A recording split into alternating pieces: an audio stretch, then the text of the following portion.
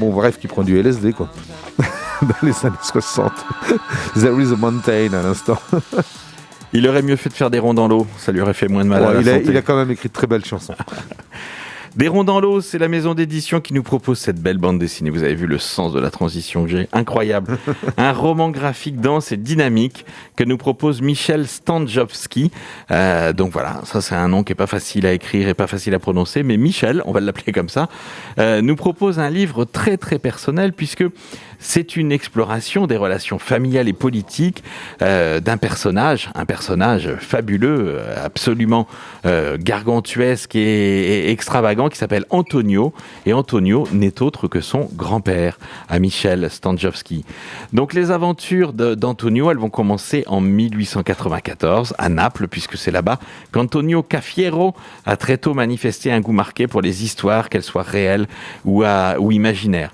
Ces aventures, Antonio va les vivre ou les imagine sur fond de plusieurs conflits. La guerre italo-grecque, la Première Guerre mondiale, la guerre gréco-turque, le démembrement de l'Empire ottoman, la guerre d'Abyssinie, la Deuxième Guerre mondiale qu'il traverse avec un détachement qui s'accentue au fil des années. Ce qui est surprenant dans ce récit de Michel Standjowski, c'est qu'elle nous raconte des événements et régulièrement, à la fin de l'événement qu'elle raconte, il apporte une petite précision, ou c'est en tout cas ce que nous en a dit Antonio.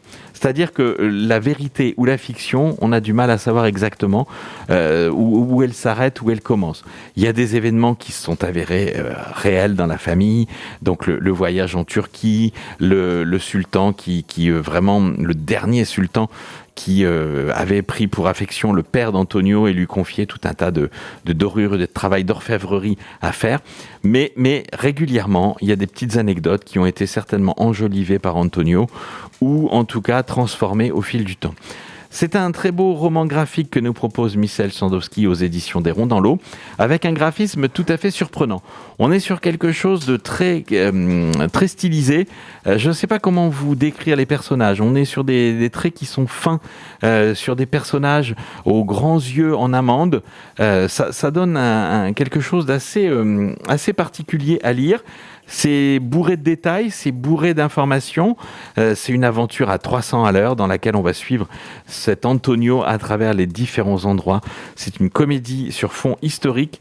C'est en tout cas un très beau livre qui est sorti aux éditions des Ronds dans l'eau. 256 pages en couleur pour cet album qui coûte 26 € et qui est à découvrir chez votre libraire.